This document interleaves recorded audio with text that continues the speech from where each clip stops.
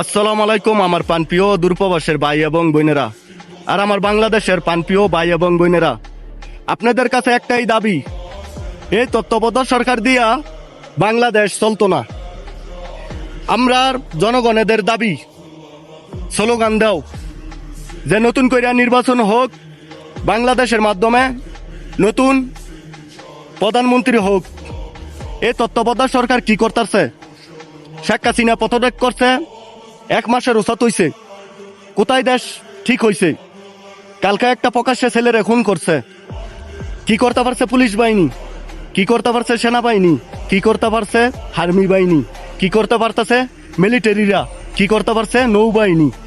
আপনার কাছে ডক্টর ইউনূস সাহেব, আপনি পদত্যাগ করেন, নাইলে বাংলাদেশের জনগণ যদি খেপে তাইলে আপনারও অস্তিত্ব থাকবে না বাংলাদেশে, আপনারও বাধ্য হইব।